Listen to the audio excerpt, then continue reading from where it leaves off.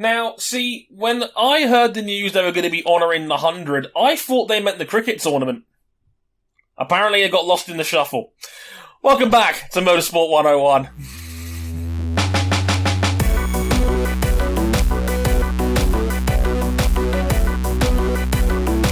What's cricket?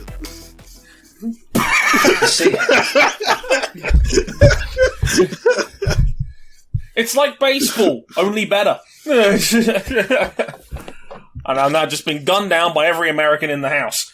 Hey guys, Dre here. Welcome to episode 324 of Motorsport 101. And I've now seemingly, if that gets kept in, I've angered every American listener we have. Hi! How's it going? We thought this was a special weekend in motorsport. This was a ridiculous weekend, to say that he's so ridiculous. We thought we'd go back to our 2020 roots and do 2 episodes for the price of 1. This is the first part of a doubleheader, and in this part we'll be talking about some guy winning his 100th Grand Prix, apparently, and we'll also, the entire Riverside studio we record on here will be recorded off the back of the fans of Lando Norris's tears, because it was a chaotic Russian Grand Prix, to say the least. And one of my co-hosts, RJ O'Connell, say hi, buddy, is already going through it. I mean, at least it was a good Russian Grand Prix. Objectively good. Not great on the curve, but fun. Russian Grand Prix. Who would have ever imagined? Dare I say it, we, as the human race, witnessed an exciting Grand Prix around the Sochi Autodrome. And we didn't even have to do it in the Formula 2 section. No.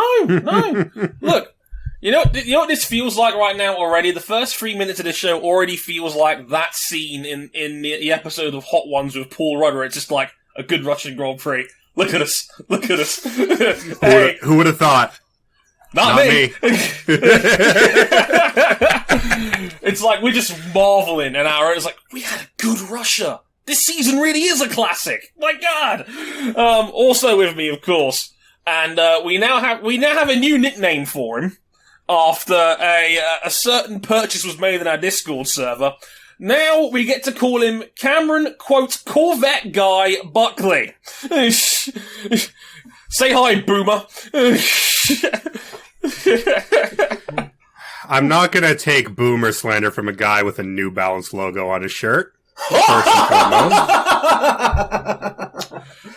Touché, Buckley. Touché. And second of all, yes, as of today, September 29th, 2021, the birthday of 2 of my favorite albums, Dirt by Alice in Chains and Core by Stone Temple Pilots, I bought myself a 1996 collector's edition Corvette C4. It's a very nice Corvette. I will say that much. It's nice. I got on a little bit while we were test driving it. Make sure it actually goes up through the rev range, and oh, this thing's got some pep. So yeah, and of course I wasn't able to go see it yesterday because up in New England, the actual clouds generated by the crying of the Lando Norris fan base had actually come over New England, and it just poured everywhere. Oh. Man, that certainly was a 2021 Russian Grand Prix, where we certainly had a car that wasn't a Mercedes or a Red Bull leading for most of it. Yeah. Again. Twice in a row.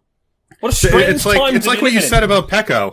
You wait for, what is it with Woking buses where 2 of them come along at the same time, but the second one slides off into the corner shop? Yeah. RJ's going through it hardcore right now. He's down bad today. My brand is not like Lando Norris Super Stan. I just thought it would have been cool if they'd won back-to-back races with both their drivers. But we can't even have that. Ryan King, please tell me. Please, I'm begging with you. Surely you understand how I feel in this moment. A little bit. Let him down gently, King. Let him down gently. I've got to be the quadrant branded simp of this broadcast. I suppose it's fine. Yeah, it's a fine brand. It's we go. He doesn't love go-karts. Yeah. Almost as fine a brand as noted Diddler Cup sponsor, food delivery service App to Mouth. You never go app to mouth. I was watching the Diddler Cup and I fell off my fucking chair laughing when that was said. King, restore. Hi, King. Can you restore some order to our two heathens on the other side of the server? I wish I knew how. All I'm going to say is, yes, it was a really good Russian Grand Prix, mainly because of the ending. Yeah, before, there was some wheel-to-wheel racing, which is, the bar really couldn't get much lower most years, but this year, pretty good. Yeah. I even before the ending, I think you'd be hard pushed to call that a bad Grand Prix. Oh yes, it was already better than every other Russian Grand Prix before this one. Easy. Yeah, and then the end happened. More on that very, very shortly. But yes, as you haven't already guessed, the 2021 Russian Grand Prix, we'll be talking about that race, that ending, that achievement, the carnage that's going on with the top two teams fighting for this championship, and a whole lot more. If you're here for the IndyCar, that'll be the next episode. Look forward to that one as well. Alex Palou will be the main event on that one, because we thought, what's better than one main event? Two main events. 1 and 2 episodes. We're not. But then the problem is, when you have two main events, you have no main events.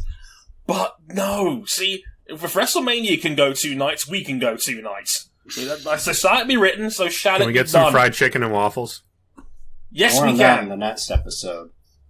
But in the meantime, places you can find us real quick. We're on motorsport101.com. If you want some more Russian Grand Prix coverage, I wrote a piece over there about that race, about that ending, about all that fun stuff in there. You can check that out in the blog section already. Thanks to everyone for all the feedback. It should scroll a little easier on mobile now as well. Much appreciated. Stick around. More cool stuff on the site coming up very, very soon. YouTube.com/Motorsport101, Facebook.com/Motorsport101. Again, if you're watching us on YouTube, say hi, all that good stuff. Subscribe, like, all that, thank you, share, all that good stuff. We're on Twitter at Motorsport_101. Our personal handles are on the screen now if you're watching on YouTube. If not, they're at Harrison101HD, at RJ O'Connell, at Corvette Guy 917, and at Ryan Eric King. And you're on Instagram at Motorsport101pod. And if you really, really like us, you can back us financially on Patreon. Patreon.com/Motorsport101. $5 gets you early access to all of our audio episodes. You can upgrade to 10 for the video versions and access to the Supporters Club, where you listen to these episodes live as they're being recorded. So, without further ado, let's get into the 2021 Russian Grand Prix. So, the 100th.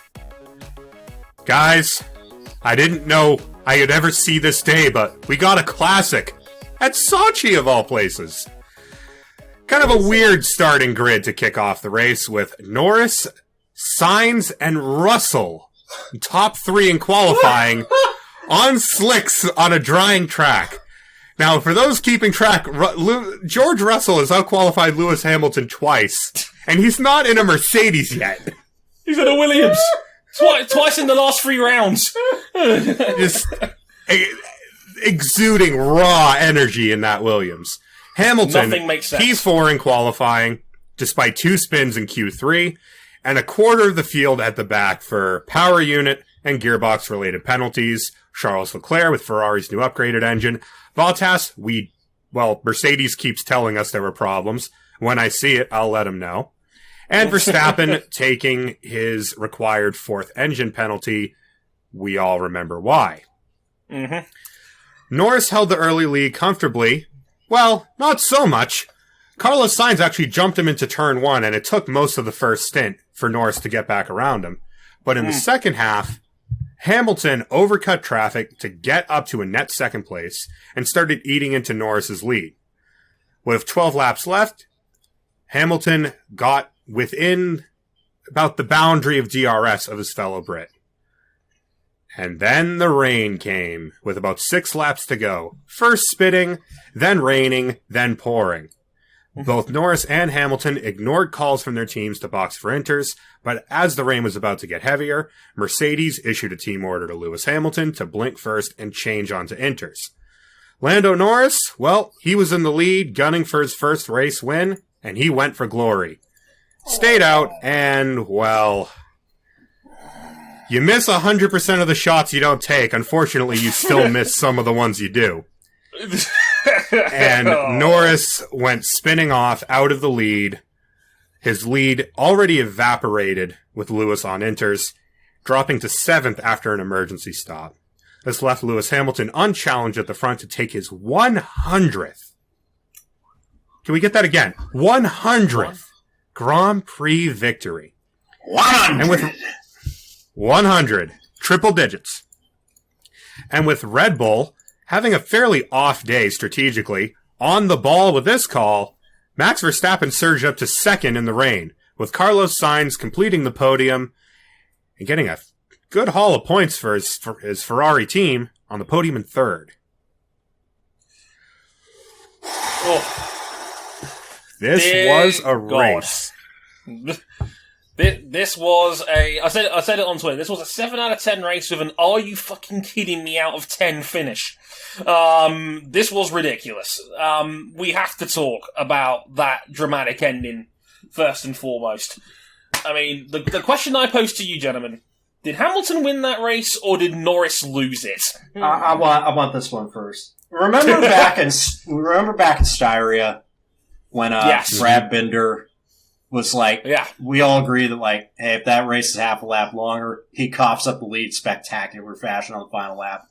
If it was 2 corners longer, he could not have been any more on the nose if he had tried. It's one of those damned if you do, damned if you don't kind of things. I hate to say it, because I didn't want this to happen.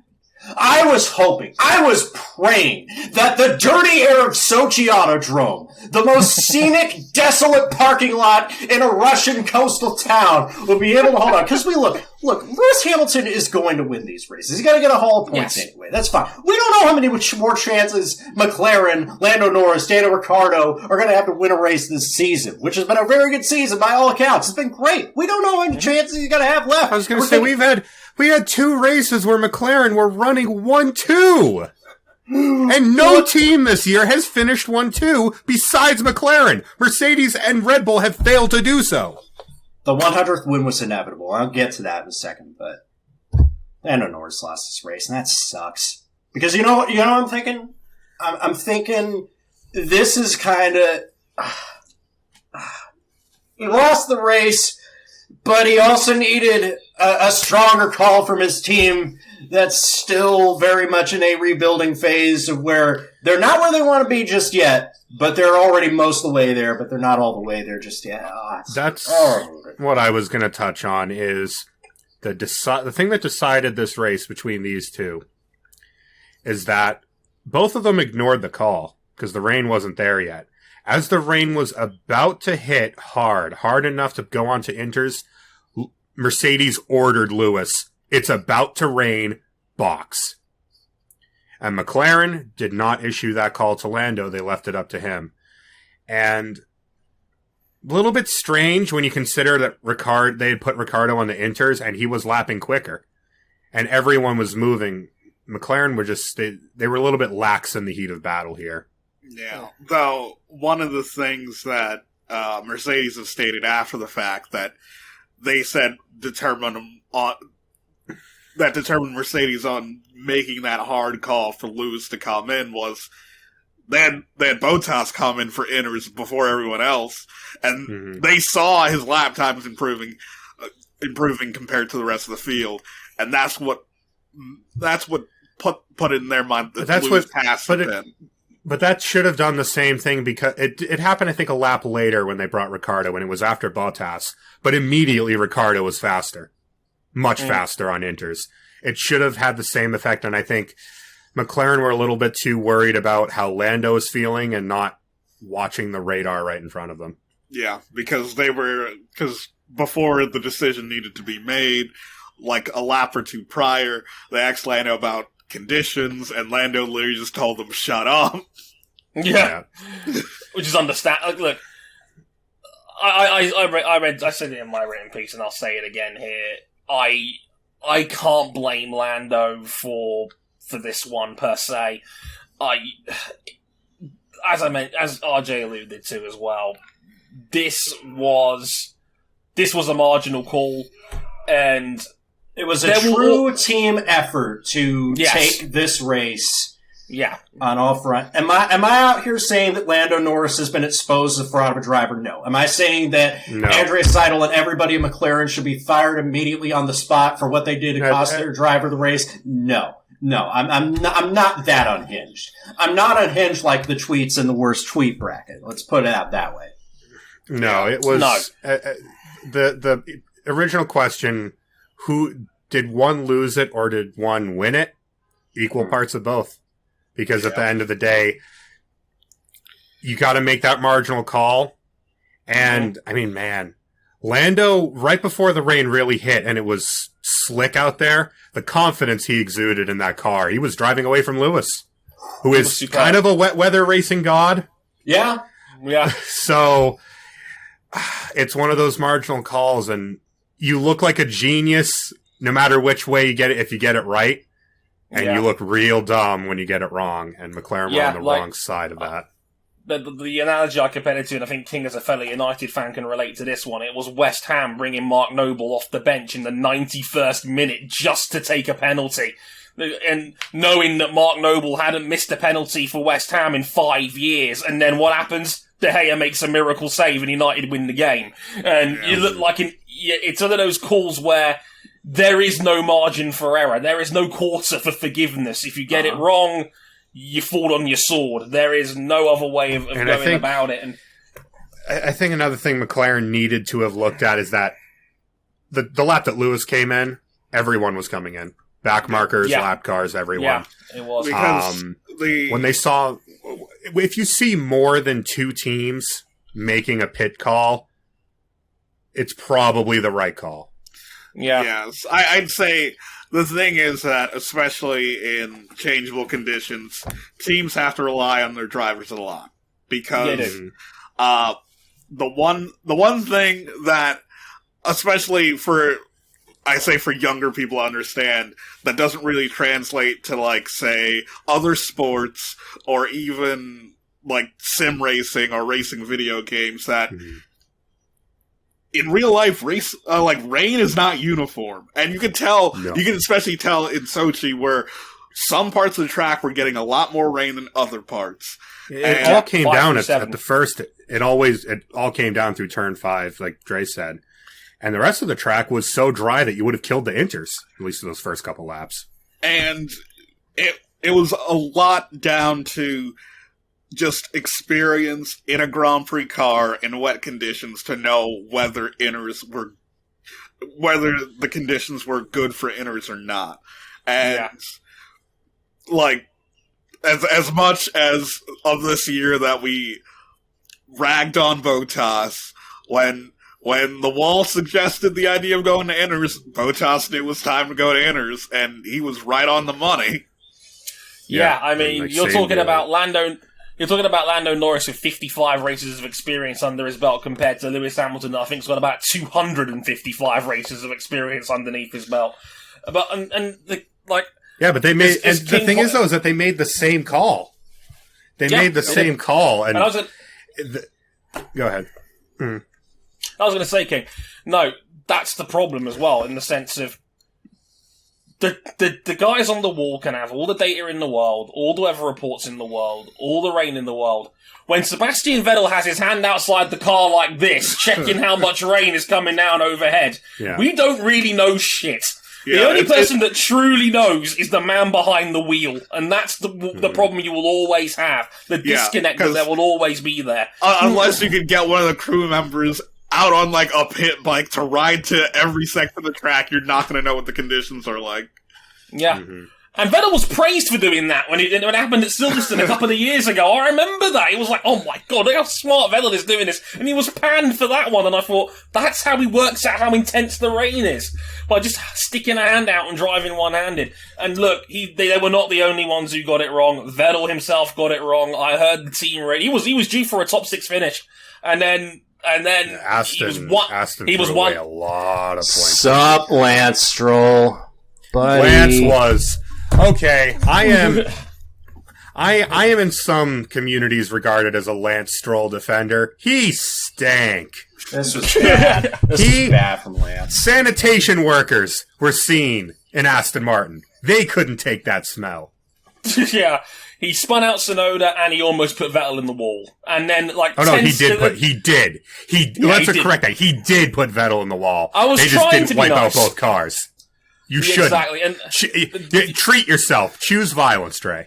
And there's you fucking anyway. The point is that as well. On top of that, as well, he got the radio call saying, "Oh, Lando, do you think it's good enough for Inters?" And then he says no, and then he spins 10 seconds later. It was actually quite funny. I was watching that in Scotland, thank Zoe, and I literally just shouted karma when I saw him spin out. We don't know. The only people that truly know how wet, how dry it is, and what call to make is the 20 fleshy bits behind the wheel that we're so emotionally connected to. And you can have all the data and information in the world, but those are the guys that are going to make that call. And Lando, maybe through inexperience, maybe through the urge for glory, that first win, the magical first win, versus the man going for win number 100 directly behind him. It was... I was saying, in those laps leading up to the pouring rain, Norris flipped that switch back on, managed his tires for a little while. He held his nerve. It was and he was holding Lewis at about a 1 to 1.5 second gap all the time. Good health and equipment willing. Good Yeah. health and equipment willing. This is not going to be his last time fighting up front for wins. Please don't get this wrong in 2022, McLaren. And his move to pass Sainz for the lead was fantastic. Magnificent. Second best move of the race. First, of course, being Fernando Alonso out here with those Get your whole man's. With those Mario Kart 64 shortcuts. If anyone here watches our old buddy at Quadrant Niren's FNG series, the shithousery award would be going to Fernando Alonso for that turn 2 cut. My word. You can't drop any gravel. Where are you going to put the gravel? It's a fucking stadium parking lot. Gamesmanship. No, God. I mean, it's a darn shame, but I don't want to lose sight of the fact that Lando may have gotten the last call wrong, but he got an awful hell of a lot right to even be in that position, to have that privilege in the first place. He is a superb racing driver. His pole position lap on Saturday. Yeah, because up until that point, he was having a 10 out of 10 weekend. Yeah. Oh, yeah. Yeah. That was his best weekend in Formula One, and he's had a few good ones as it is already, and was look special. At how poorly his race fell apart, and he still got 7th out of it, which on a normal weekend ain't half bad. Yeah. Not at all. And Daniel Ricciardo 4th. I mean, again, a great result for him as well, all things considered. No, and if you have not seen it already, there's a fantastic post-race interview clip with Hamilton and Norris literally talking about the situation. And it's like, Lando, did you want to come in? No? Me neither. Which I thought was one of the most relatable and charming clips I've seen between Hamilton and Norris, and it was impeccably done. If that might be a passing of the torch in the future, who knows?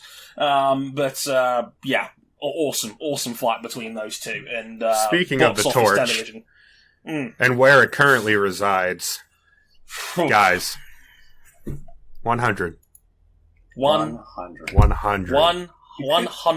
Prix wins. We can almost copy-paste, like, all of our previous comments when he broke Michael Schumacher's win record, when he tied the 7 championships record Michael Schumacher. But it's all true. It's all still very, very true. That's special, man. I publicly said years ago that I thought Schumacher's 91 was unbreakable. I thought no one would ever touch 91 wins in F1, given he had 40 more than the next nearest man, a good 35 plus when Vettel got past Alain Prost for second. It's mystifying. That was his 79th Grand Prix win for Mercedes. He has 79 out of Merck's 120 wins as a manufacturer in the sport. It's unfathomable. He already had a Hall of Fame career at McLaren. Yeah, he's second all time in wins with just his win total at Mercedes. 79 wins in 8 years at Mercedes. He's averaged 10 wins a year at Mercedes since joining them. It's like the old saying about baseball legend Rickey Henderson, where if you split him up into two players, you would have two Hall of Famers. It's kind of like that. Mm-hmm. Yeah, it's like in cricket where Don Bradman averaged 100 in Test cricket, and it was like he was the only guy ever that you could probably say was two Hall of Famers, because you split him in half, he's still averaging 50, and that would still be all-time great over a Test career if you were averaging 50 in cricket. That's one for you Brits out there. Point is that it is mind-warping. I mean, that's 8 more than Senna and Prost had put together. The rivalry in F1 that we talk about and quote and think about. He's got 8 more than both of them. Like, I think I saw a stat the other day that said that if his career alone, if he was a constructor, he'd be 5th all time. Yeah. Mm-hmm. And, like, I think sometimes when we go look back at, like, the win rate records about how people in the 50s and 60s had higher win percentages and be like, oh, people would never get back to those levels again. But if you go through the list, like, Lewis is in there with them. Yeah, he's third in win percentage. I think only Fangio and Clark have got better win percentages than him over their careers, and Lewis has had 250 plus Grand Prix. And Schumacher was there until his return, and that undid all that good work real quick. You mean someone else drove for Mercedes worth it now? Sorry, Nico. Yeah, I'm joking. Yeah, Pascal Wehrlein. Of course. He has 14 wins less than Williams does, and he's had a third of the Grand Prix in half the cars. That's just... It is absolutely mind-numbing stuff, and, you know, I'm glad that it's been universally recognised by a lot of people. I saw Hamilton's Instagram page when the 100 came up, and ESPN SportsCenter did a whole feature on him getting 100 wins. ESPN that doesn't really give a shit about Formula One on a grand scale. Like when I say that Lewis Hamilton is one of those transcendent athletes, and there's not many of them relative to their own sports, I truly mean that, because there are people that give a shit about Formula One that would never do so if it wasn't for Lewis Hamilton, and we've seen that with ESPN. Yeah, and some pokey Netflix reality TV show. Point is that it's mystifying, and there is still. This is a down year for Ham. This was only his 5th win of the season. I was going to say, even this weekend was not good. No. For reasons... They should have taken so much more out of this weekend, and we'll get to that in a little bit. But yeah, this is... And he's been able to scrape a couple of wins. Although at this point, given that they're starting to burn through power units, you have to wonder how high Mercedes is turning that thing up to try and counter the car's deficiencies. Well, I think this may be a good time to jump into Mercedes weekend. God, because Hamilton tried. He tried. There's an open goal, Max Verstappen starting at the back anyway. He tried his hardest to throw it away in Q3 with an open goal, second row of the grid. Broke his front wing, broke his rear wing, was stuck behind Daniel Ricciardo for half the Grand Prix, nearly lost it in the rain. Almost got beat by Lando Norris in the dry. Still wins. Because... But the thing is, though, he won this race, right? Yeah. And it almost doesn't even matter. Because had the rain not come down, he would have finished second. He actually would have gained more points on his chief title rival. because there ain't actually heard this dude who didn't qualify because he already took an engine penalty at a track where Mercedes has an undefeated streak going back before both world wars. Well, other than a little period in 1943.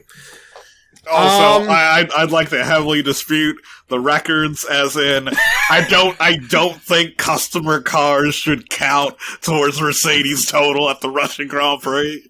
Were they Mercedes powered? Yes, they were Mercedes bought by just two Russian guys. Oh, come on! Then that's a customer win. That's a customer. Look, you gotta take the wins with the losses, and that's a win. If I could draw an A4 piece of paper with an asterisk the size of an A4 piece of paper, I would right now. Come on! Despite all of that, despite the Mercedes winning streak, Ryan Eric King disputed, despite an engine penalty which caused Max Verstappen to finish nowhere in qualifying, because he didn't finish a lap and started dead last. Didn't bother. He finished second after a pretty mid-race where Red Bull got him stuck in a DRS train. Did we not have a discussion about like how when a big aubergine 6 or 4 car starts at the back and charges all the way to the front, that you debate almost whether or not it's that impressive? I wouldn't get there, but The difference is, this time, he was 7th and was going to finish at least 6th or 7th because Red Bull put him in a DRS train. It was a very strange strategy. Where they had the chance to get him to undercut and get him out of the DRS train and just make him run longer on the tires. They didn't. He was stuck.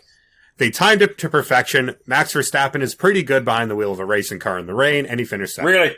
But the thing is that in the grand scheme of things, in points lost to Verstappen, Mercedes did the best they could and ended up losing, 4 points. That, they left 4 points on the table. The fastest lap point that went to Lando, and the 3 points that Verstappen got for finishing second instead of third behind Bottas. That's the only way that Mercedes could have scored more points this weekend. Yeah, I want to talk about. But then you think, sorry, but the rain brought Valtteri Bottas up to 5th because he got the cool spots on. I want to talk about my boy Terry Bottas. No effort whatsoever, goes to a 5th place finish. he was awful. He stank up the joint for all but 6 laps of that race. But they were the last 6 laps, and those are what count. Effort is overrated. Always remember that, kids. So, what has happened? I think Red Bull would have bit your arm off for a 2nd place around here. Oh, God, yeah. Given the straight line speed of the Mercedes working well here. And they just got an engine in the bank. That's big. And Mercs, from all public accounts, do not seem confident about the reliability of their power units going forward. The They've actions had to push of them Valtteri so far says to... Yeah. They're pushing the power... Mercedes talked about this pretty openly back in, I think, 2017, when they went on their excellent reliability streak, is they will not sacrifice reliability unless they see no other way to salvage a championship. And they have. And they're clearly pushing their power units much harder than they were at the start of the year. And they're just not getting that much out of them. How much longer can they keep kicking that can down the road with Hamilton's car? Because surely he's got to take a power unit penalty at some point. Surely. Yeah. Because they just had 2 back-to-back with Valtteri.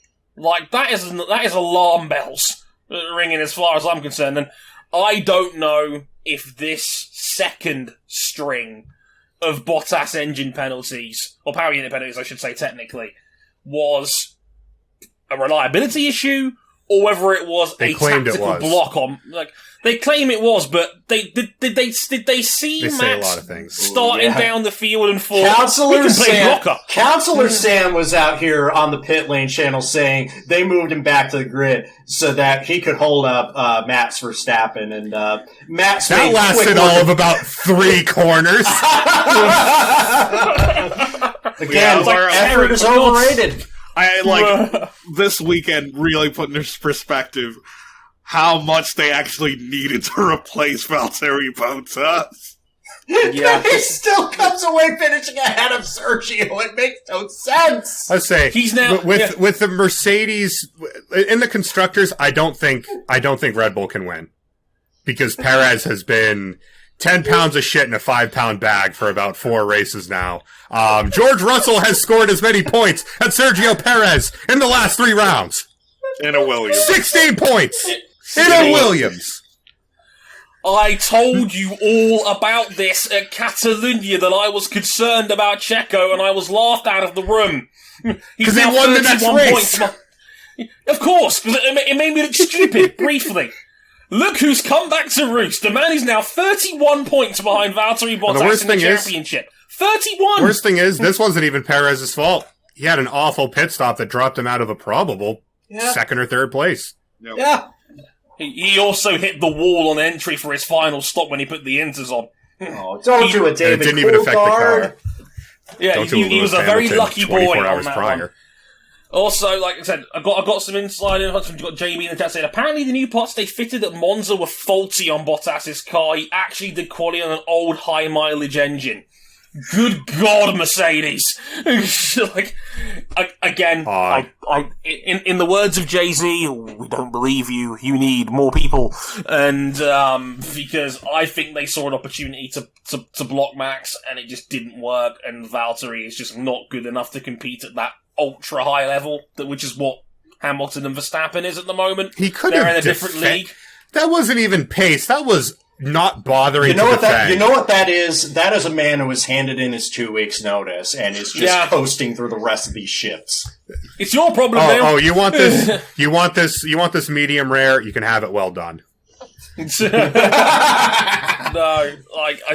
I'm glad that it wasn't just me or you guys or people that were actually on TV in prominent roles thinking the exact same thing, that seemed like an intentional block on Max. And like me and Zoe in Scotland, and we beat our heads together for a good half hour talking about it, and we thought, this has got to be tactical, surely. There's no other reason you take him out of the top 10.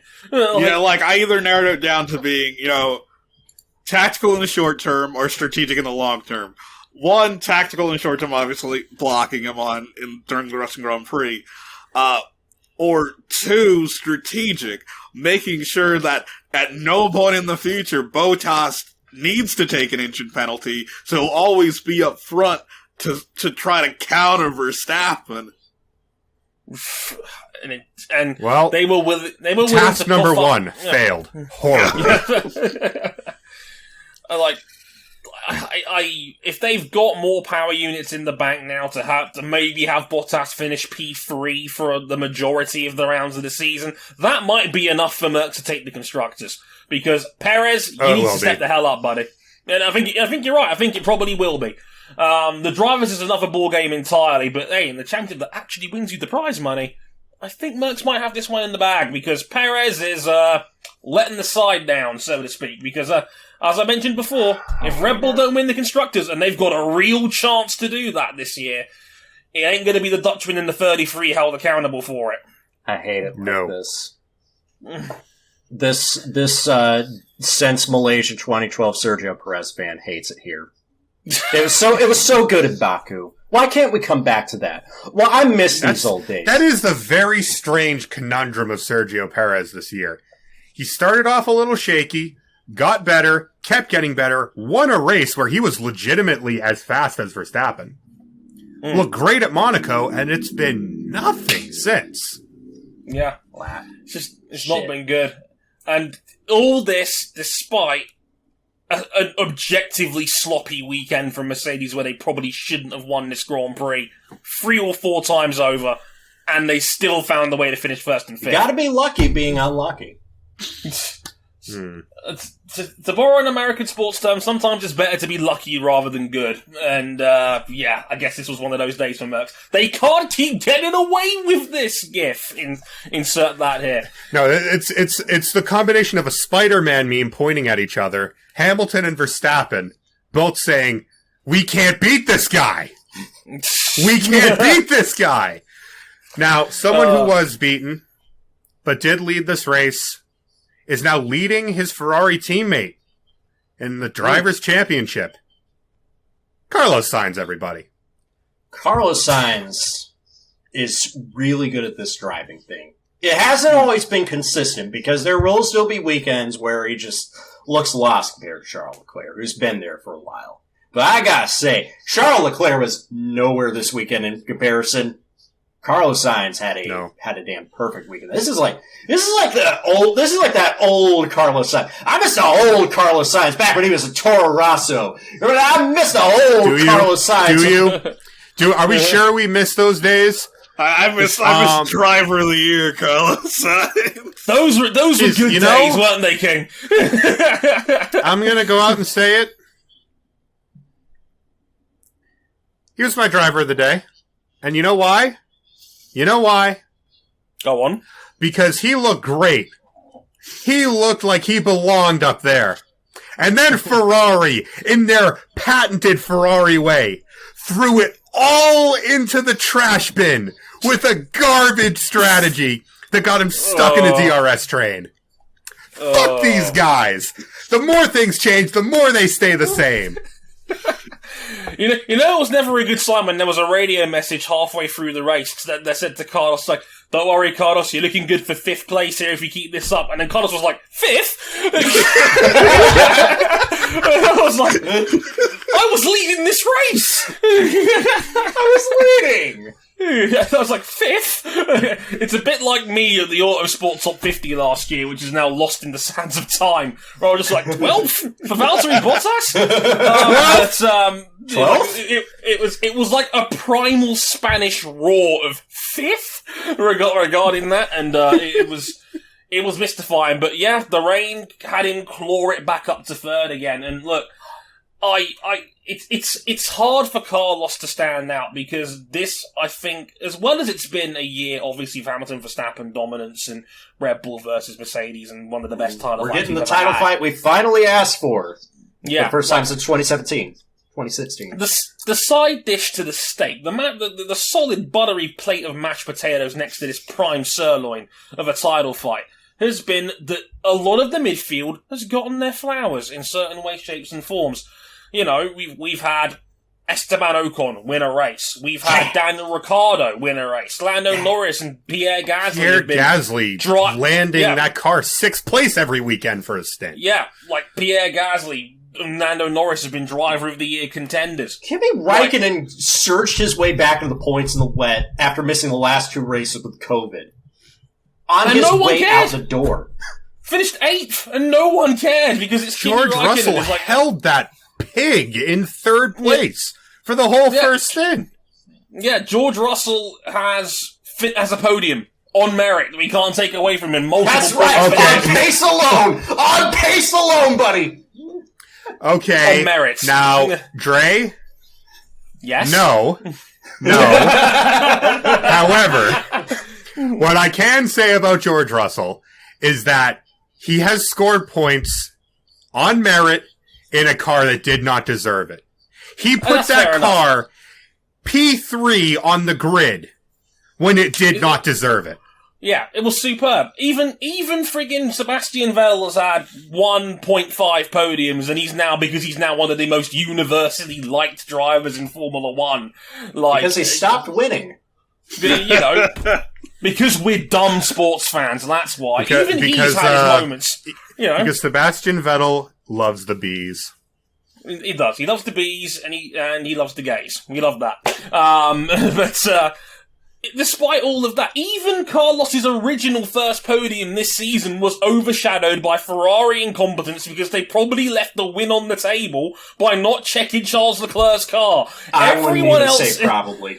I would say they didn't. Though we do have to point out, we do have to thank Ferrari, because that means we don't have to watch Driven. Hey, let's go! That is truly a cause worth celebrating. But the point I was going to make is that almost everyone in the midfield has had their moment at some point this year. We normally only get 2 or 3 of these an entire season in Formula 1. We've had freakish results in the midfield, up and down, all year long, essentially. And even Carlos Sainz's first big podium moment was overshadowed by Ferrari stupidity at Monaco. So this is the one where Carlos gets his moment, and we all realise, wait, hang on a minute, Carlos is ahead of Charles in the championship. What the fuck? Beating him handily now. It's not like this is just a result of this race. He's been kind of rolling with the punches with Charles pretty much all year. Exactly, and it's not a coincidence. He's been able to stay with Charles, and he's been able to cash in his opportunities when they've presented themselves. And you can't ask much more of a racing driver than that, as far as I'm concerned. And what I will say is, of course, the endless, infinite resources of Ferrari aside, of the drivers that have gone to a new team, he hasn't won a race, but damn it, he's looked good. Yeah. He's been matching Charles Leclerc at times over one lap, which, of all the places where I think he'd be able to match Charles, I didn't think he would. Because he's never been a prolific qualifier. He struggled against Verstappen in the past as well, and other drivers. He's never been a Saturday guy. He's been a Sunday man, and he's been trying to trade punches with Charles in almost every element of the game. And this is like the one hub of Formula One discourse where we shouldn't be that surprised because he won our Driver of the Year award twice. But it's still nice to be smug every once in a while and say, that Carlos Sainz fella can drive, can't he? It's like, those two in a car that I really can't get a read on, because one weekend Ferrari looks like they're best of the rest, and next weekend they're midfielders. It's like the Williams, where depending on whether your level of love or disdain for George Russell, that Williams is either a car that should be winning every other Grand Prix, or it's the worst thing since the Life L190. It didn't help when Max Verstappen said on Saturday, what George Russell did is impressive, but you got to understand, that car is a lot better than you think it is. And I'm like, Max, you're not helping. I'm not helping, but I can't necessarily disagree. And George Russell is utilizing it to its fullest. Absolutely. And Carlos is doing the same in these freakish races. Carlos stands out. And I'm glad people are now starting to realise the man's had an excellent season, because it's been very easy to lose sight of that in this absolutely bananas Formula One year at the moment that Carlos is going. Ferrari's got some problems up the road, because this guy Mr. Seat Warmer is beating the guy you signed to a 5-year contract. But is that not the most Ferrari thing imaginable, to tie a 5-year? No, the most Ferrari thing imaginable is getting pole at Monaco and having to retire the car because you didn't check both sides of it. Like, wouldn't it be the second most Ferrari thing imaginable that they give Charles Leclerc a 5-year deal, thinking, this is our youngest guy in 60 years, he's the future of our team, tie him down for 5 years, and then the placeholder guy comes along and beats him. Oh, motherfuckers! It's just a damn shame about Carlos Sainz the person. We're gonna go there. I'm eagerly awaiting. No, Dre! No! The souls will go yellow! Don't do it! That's one for you video fans out there. Check us out on YouTube. But we would never have a shoey on the air. Never. Unless Sebastian Vettel wins again. Put that in writing. I want that in triplicate. It's gonna be forever in video and audio, so. You heard it. Yeah, but it doesn't have the same feel as if it's on paper. It'll go in the quote section of the Discord, I'm sure. Personally, I'm just looking forward to when Mick Schumacher and Nikita Mazepin have to roll up at the next Grand Prix wearing a "We are going to get along" joint T-shirt. Oh my god. Don't even go there. There's something wrong in between that team. There's something really, really wrong. And it's not what we all knew. We can make our own podcast about that in the future, but my God.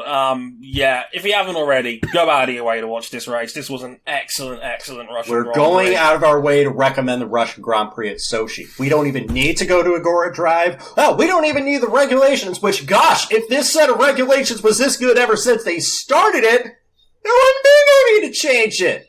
Yeah, it's funny how these things, that the year that wasn't meant to happen is the year that's producing one of the best F1 seasons in modern history. That's what people said about 2008.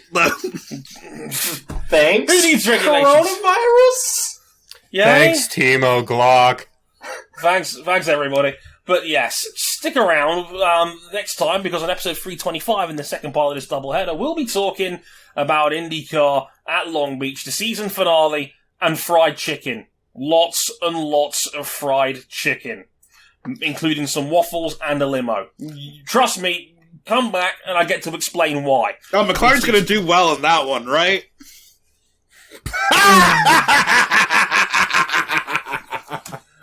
Anyway, until then, places you can find us one more time: youtube.com/motorsport101, or on facebook.com/motorsport101, Twitter. The username's on the screen, at Harrison101HD, at RJ O'Connell, at Ryan Eric King, at CBuckley917, and of course our own page at Motorsport_101, Motorsport101 Pod on Instagram, and on Patreon at patreon.com/Motorsport101. We'll be back very shortly in real time, but hopefully not too long for you guys as well, for IndyCar at Long Beach. Until then, I've been Dre Harrison, RJ O'Connell, Ryan Eric King, and a passed out Cam Buckley. Until next time, sayonara. Later, y'all! Bye. Man, I'm dead. Oh, Lord.